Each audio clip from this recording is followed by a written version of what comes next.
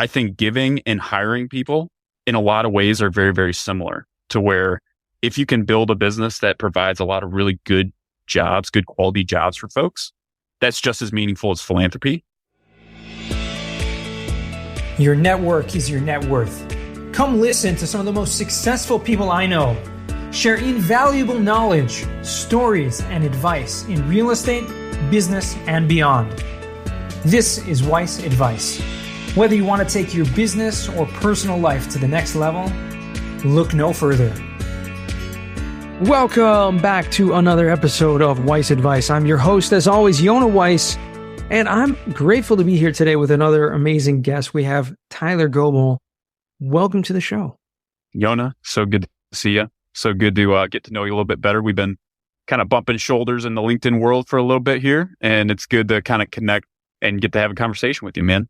Happy to be here. Absolutely, 100%. And I don't remember how we first did get connected, but I know I am connected to a lot of veterans and a lot of active duty service members who have transitioned into real estate. And spoiler alert, that's exactly what Tyler, the category, if we want to categorize him, that you've gotten into. And I want to give our listeners a little bit of a background. Maybe tell me and us really what you've been up to for the past couple decades and what your focus is now. Yeah, sure thing. Kind of all the way from the beginning, went to the Naval Academy, went there to play football. And so that was kind of my focus. And kind of along that way, realized that I wanted to be in the Marine Corps through the Naval Academy. And so commissioned into the Marine Corps, infantry officer, did about 4 years serving in the Marine Corps as an infantry officer. And from there, that's when I met my wife. And so I got married back in 2019, and best friend, business partner, we do everything together. It's funny where I think people probably look at our lives and they're like, man, these people work a ton. Like, I wonder if they do anything together. But it's like, well, we actually are doing literally everything together. And so for us, the business has like been incredible for our relationship and our marriage. So maybe we'll talk through some of that, I guess. But that's kind of also how we got involved in real estate. And so when I was in Camp Lejeune, North Carolina, stationed for the Marine Corps there, I had bought a house when I moved down there.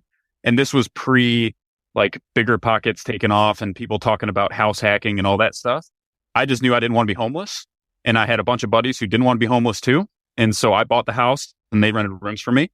And when I met my wife, she didn't want to live in a frat house with 4 other guys and her husband. And so we ended up buying a hurricane damaged house from Hurricane Florence. I don't know if you remember that one coming through, but it had no roof. It had no insulation. All the electrical was gone.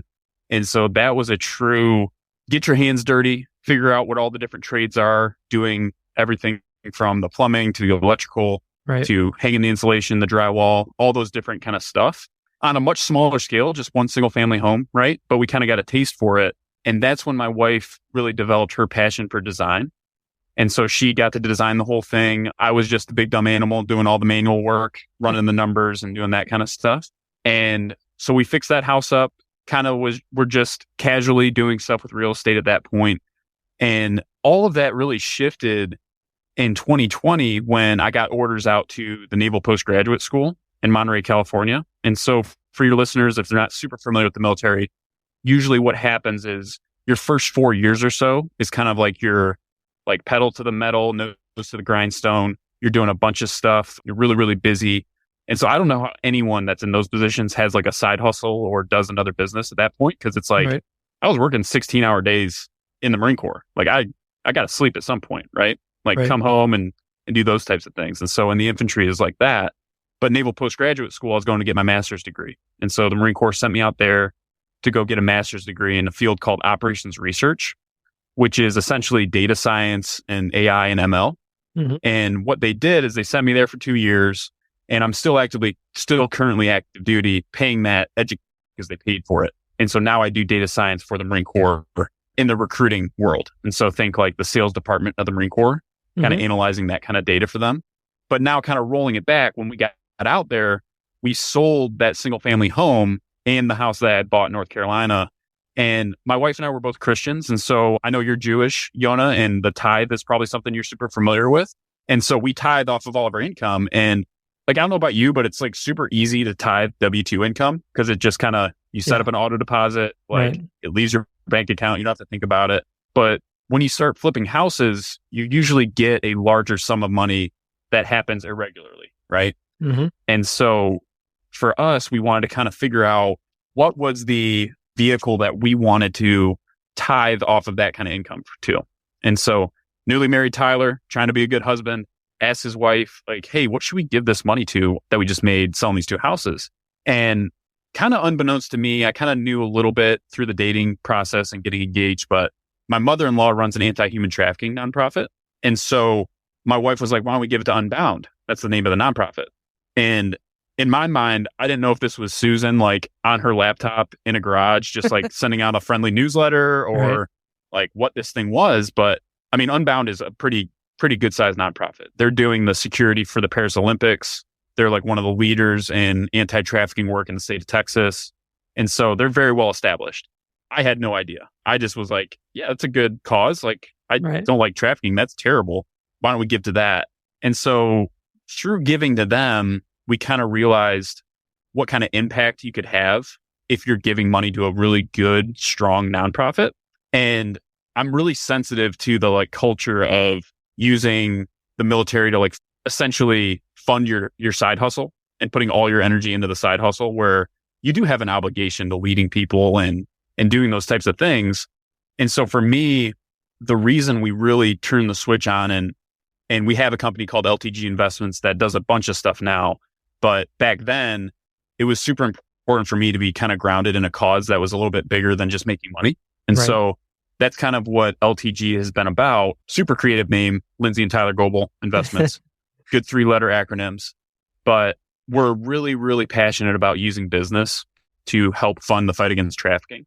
And in the early years of the business, that was flipping homes in Central Texas. And that has since transitioned into doing luxury design work for people. My wife is an interior architect and designer. She's got her master's degree in interior architecture and design. So she does everything from the ground up development to like permitting and those types of things. Mm-hmm. And she's also kind of the perfect avatar for luxury renovations. She's like a beautiful, like late 20s, really stylish woman. So it's like, that's who you want designing your house. You don't want me. And so that's kind of her part of the business. And then my part has been transitioned into more like data science consulting for folks. So like real estate, private equity people, small to medium sized businesses that are usually doing 1.5 million in EBITDA or more, that don't necessarily need a full development team, but they could use a data scientist to kind of help them optimize some processes. And oftentimes it looks like COO work or CTO work.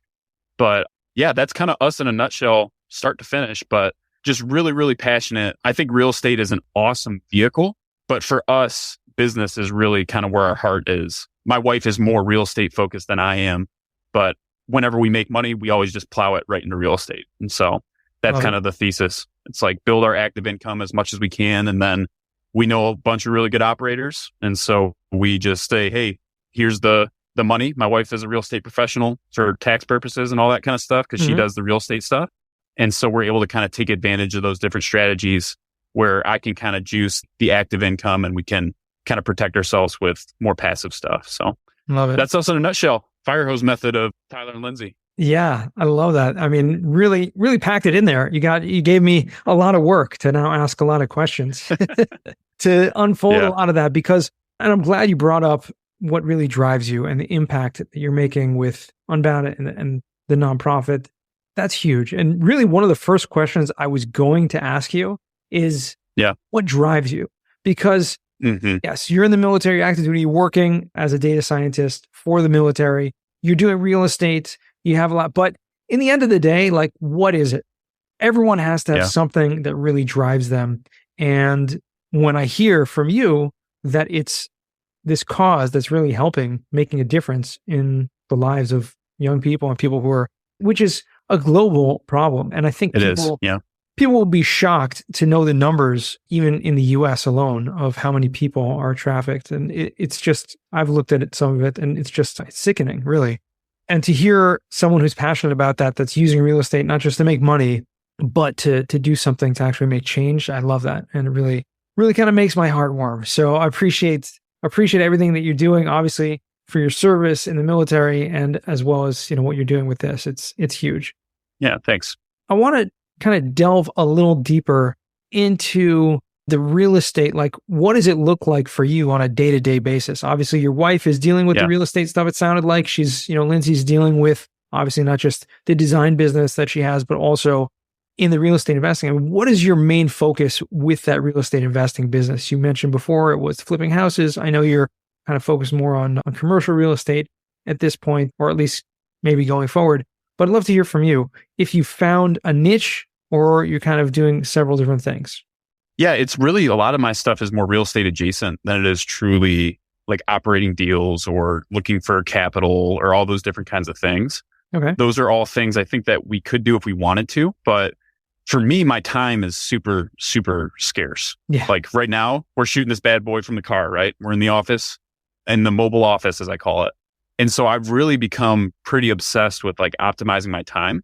And for me, I code for the Marine Corps 8 hours a day, every day. And so I also do that as a data scientist, right? As like a consultant and as a CTO. And so for me, what that looks like is those are my perfect people to work with. It's real estate private equity people that need the ability to, and it's not even as crazy as sometimes people will think when they hear data science. Sometimes it's as simple as like getting all of their numbers to talk on the same sheet of music. Or if they have a need for some machine learning or AI type use cases inside their business, then instead of basically having to buy something and buy some sort of software that gives you a result that you can't really interpret, right? Then I actually am writing those algorithms for them. But I also was an investor myself, and I kind of understand what those different pain points are and what actually matters in the data. And so being able to kind of interpret that and translate it to a business use case is kind of where I found my niche. And yeah, so it's like I said, it's like more real estate adjacent type stuff. Right. Whereas my wife, she is really passionate about high-end design work. And so what that looks like more is working with design build firms and helping with developers and those kinds of folks on the large scale, anywhere to taking smaller one-off projects that are maybe renovating a house for a client and stuff like that. But hopefully that makes sense. It's one of those longer term visions. I think we have so much time. At the same time, we don't have time. But from our perspective, I had a really good conversation with a friend, and his terminology he used was long-term greedy, which I really, really loved. And it's like, truly, most of the time, I don't really need anything from anybody. Like I just love helping people. And I've been really blessed to be in a position where all my bills are paid by a W-2 job. So it's like our cost of living and the way we live our lives is paid by that. Right. Everything above and beyond that we make with the consulting and the design work, it's either going to generosity or it's building the business and it's hiring more people. That's something we're really passionate about. We actually have our own talent sourcing agency inside of LTG where we're helping connect offshore workers to really, really good CEOs. That's something that really has been super exciting lately, is going kind of tying it back to the trafficking stuff. One of the big reasons people get trafficked is they have no options. They don't have the ability to earn a living for their families. They get into a situation where, man, I need to put food on the table. And that's just something that's the reality of the situation in some of these countries. And so for us, we're helping source offshore talent to really quality CEOs that can provide a stable working environment for those people, but also it's going to 10x their productivity. Like that's the secret behind LTG has been, we've got a team of assistants that just absolutely crush it. And I think people hear virtual assistants and they think less than. They think somebody who's not as capable as like someone who is either stateside or maybe super university educated at a place in the US or the UK or wherever it is. But the reality is it's like Christine and Tina, the two on our team right now, are like so good. They're incredible. And so, yeah, kind of another roundabout way to talk about real estate in a way. But kind of like I said at the beginning, it's like business has really got me fired up. And I think that more than anything, funneling those passions into more passive real estate stuff is really where we're at. That makes sense. I mean, obviously, being in a full-time job, that has a lot of restrictions in terms of how much time you can actually spend. Now, if you have the money to invest, you can invest passively. And by creating more businesses and more opportunities to create money, you can, obviously create more opportunities, not only to give, but also to invest. And I'm all for that. And so it's kind of finding your niche, finding what it is that you love doing. And when you're working full time, it's very difficult to find those things that you can actually do. I mean, if you were telling me that you were running like, a real estate syndication company and, with, dozens of or hundreds of investors and buying, 100-unit apartment buildings by yourself, I'd be a little skeptical. I'm saying, how can you actually commit all of your time to do that while still working full time? It's difficult. It really is. I know some people that kind of transition into that way, but usually when they're doing it, they're having partners, they're having other GPs, and they're providing, a certain aspect of that, asset management or whatever it is in extra time. I mean, there's nothing wrong with that, but I don't think that's necessarily the right way. I think you kind of have to find what you're most passionate about and really jump in when you find the time. That being said, I mean, obviously you've been sent by the Marines to study, get a degree in this field, working for them. Do you have a time commitment that you, a certain number of years that you have to finish within that? Or do you want to continue on after that? Yeah, kind of my game plan right now. I love options. So I love maintaining kind of optionality. And if I had to say right now, I would say I'd be getting out in 2 years. So it's summer of 26 is the end of my obligation. But I am leaving the door open to either stay in the reserves to continue to do data science stuff for the Marine Corps or for the DoD just writ large. I just think it's a big need in our country right now. And it's something that translates really well into the private sector, regardless of however you do it. And that's where I think the kind of unfair advantage I have is I've been able to spend a lot of time understanding machine learning, AI, how to code, how to actually do it myself, because that's what I do as a consultant is I do data science consultant work for folks. But the same use cases I use in sales data in the Marine Corps, I can use the same use cases inside of businesses. It's really not very different. It's just different data, which is a very, I think like software companies scale really large with really low overhead because a lot of their work is just very, very portable. And that's just the situation that I'm in where the work I'm doing now, I think I'm able to really, especially because of our assistants that handle all the things that you need to handle inside of a normal business. Like they take care of pretty much everything except for the code that I do.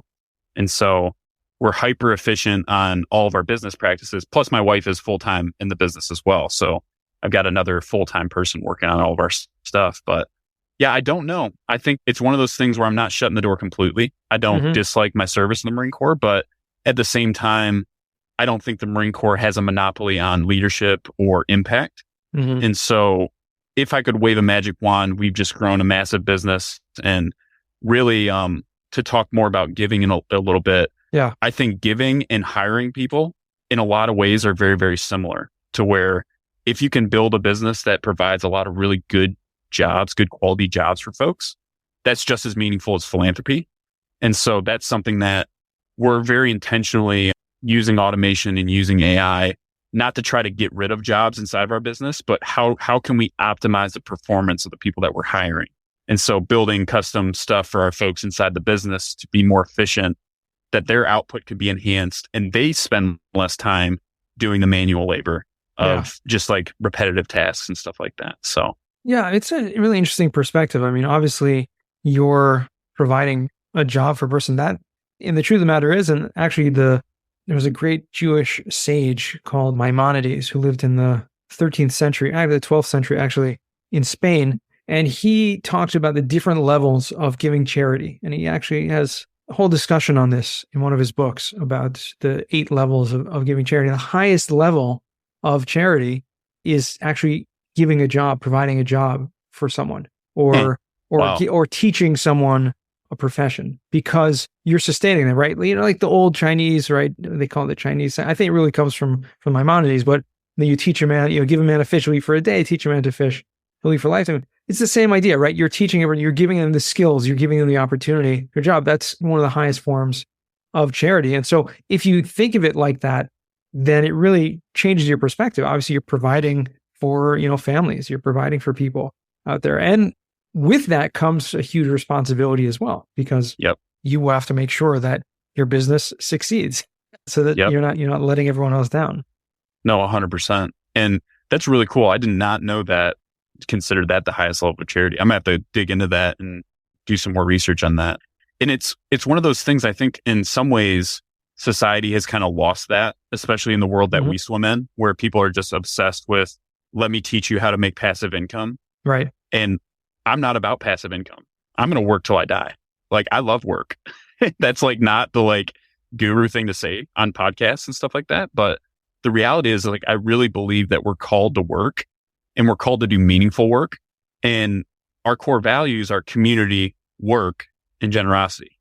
And I think meaningful work and providing meaningful work for people is just so important because it just teaches you so many things, so many lessons that you can't just learn if you just kind of go through existing life and drinking Mai Tais on the beach because you hit your passive income fire goal.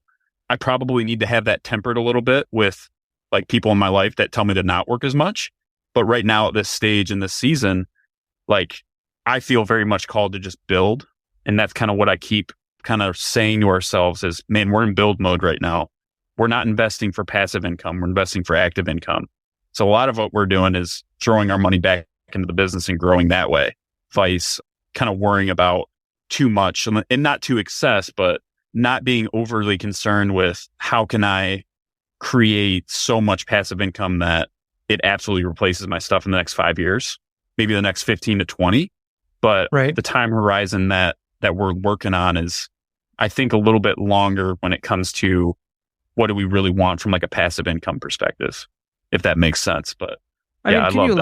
elaborate on that a little bit more? Because, obviously everyone has a different goal of what that means for them. Yeah. When you're working full time, and like you said, your W-2 is paying all the bills. And so any extra money that's coming from any passive income or even other businesses, whether it's active or passive, is being used to reinvest or being used to, give to charity, et cetera. How do you determine what that is? I mean, are you looking long term? And you said 15, 20 years, but you're looking long term in terms of, okay, I'm not going to be at this job anymore. You said you're going to work forever, but at this job, but you're going to be doing something. At the same time, you want to create that passive income. So how does someone balance that? How does someone come up with, how do they know what that number that's right for them? Sure. I look at our passive income more as like our margin. And so what does that kind of buy you in decision space to make more calculated risks? So if you don't have passive income and you want to go and start a new business, then you're taking on a whole lot of risk. You're not going to have the margin to fall back on in a lot of ways. And so our like 2-year plan, just to go completely open kimono, is we want our active income to be more than double what the Marine Corps paycheck is right now. And we're well on our way to doing that. And during this 2-year buildup, we're going to be plowing that money into stuff that will be passive in order to kind of give us that margin. And really, for us, the passive income, it would be great if that covered our living expenses. And so that then buys us the margin to say, you know what, we're going to take our active income and we're going to go hire 5 more people. And we're going to not worry about our profit margins as much because we have that cushion. I live in DC, so I'm in the DMV, and there's a lot of like venture capital, private equity type folks that we're starting to network with out here, kind of in more of the entrepreneurial space. And the fundamental thing, and maybe one of your listeners will call me out on it or message me and explain this to me, but I cannot square the venture capital style of building a business where you get a ton of money and then you light it on fire for 2 years trying to become profitable. And so to me, our passive income is what allows us to stay independent from like investor control. Not to say that we wouldn't take on investors, but right now, I don't think our business model is really an investable business model. It's something that enables us to have a larger amount of active income to then plow into stuff like real estate that's tax advantaged. And then that passive income for us is what kind of builds our moat to take bigger risks, to hire more people on the active side. Because at the end of the day, too, that active income, if you reinvest into the business, it's not taxable, it's a write-off, right? And so we're trying to maintain control of all that stuff now and build things really smartly with that income. So yeah, hopefully that kind of answers the mail there. Yeah, no, and it's good to hear that perspective because, like I said, everyone has a different view on it, and you have to make sure that you know what your goals are and what's going to make sense for you in the long run and the short term as well. Love hearing that. Listen, Tyler, this conversation has flown by. I don't even know how the time has gone, but it has. And keeping true to my word, we try to keep this at about a half an hour, which means we've come to the point where I like to ask the final four. Four questions I ask all my guests. And the first one for you is, what's the worst job that you ever had? Man, I was a caddy for about 5 minutes when I was a kid. And I think I didn't even end up making enough money to pay for the shirt I had to buy to be the caddy. Like, I think I was ended up being in the hole, but I just like could never find the ball. Like, the golfers would hit it. I would not be able to find where the heck they put that thing. And it just was miserable. It was just not a fun job, just walking around with somebody's bag on your back. But man, that was forever ago. I haven't had a real job, to be honest, Yonah. Like, I've been in the Marine Corps and I've been an entrepreneur. And it's funny, I connected with a guy and he's like, yeah, can you send me your resume? Right. And I was like, my resume? Like, oh my gosh. Like, I don't have a resume. Like, who am I going to apply to a job for? Like, do you want to be partners on stuff? Right. So I don't know. I haven't really had a job, and neither has my wife. Well, my wife's worked before we got married, like in a dental office, but everything else has been, okay, let's go win some business. So right. Was she in the military as well or not? No, not at all. Not even a little bit. Okay. Second question is, what's a book you've read that's given you a paradigm shift? Man, so this is going to be, I bet no one said this before. Have you ever read Chronicles of Narnia? I believe when I was a kid, yeah. C.S. Lewis? Yeah. C.S. Lewis, that's right. Yeah, I mean, probably haven't thought about that for you should go back and read it. It is a children's book, but C.S. Lewis would write like a ton of metaphors into his books. I'm sure. And so I like to kind of go back and revisit those. But I just read, it's called The Last Battle. It's the last book in that series. And it just kind of is a really cool like metaphor for kind of like how God, I think, can make things new and stuff like that. And it's just one of those things where it's really refreshing to me to read fiction and stuff like that. So I'm not like always reading like Buy Then Build or Your Best Apartment Syndication Book Ever, Rich Dad Poor Dad on repeat. I really like reading fiction. I find it kind of resets my mind. And so The Last Battle, good old C.S. Lewis from back in the day. Okay. Wow. You're absolutely right that is a new one that has not yet been mentioned in the close to 500 episodes that we've done of Weiss Advice, Chronicles of Narnia. Okay. Blast from the past. We'll take it. Yeah. Third question, what's a skill or talent that you would like to learn? Man, I need to get way better at like accounting. In our hiring agency, we just hired a bookkeeper for a friend. And I was sitting in on those interviews. I was like, man, this bookkeeper knows way more about like accounts receivable, like debits, credits. Like, this is where I would put this on the balance sheet and all these different things. And I'm like, man, that's a huge gap in my game. We've always outsourced that. And I can read a profit and loss and I can do those kinds of things. But the real deep, intimate knowledge, I think, is something that I could really, really grow in. Okay. Listen, as a data scientist, I'm sure it's not too far from your skill set to acquire that knowledge. So go for it. Yeah. All right. Fourth and final question. I'm getting mixed up in the numbers today. Fourth and final question. What does success mean to you? Man, success is, I think, like a really, really thriving relationship with my wife.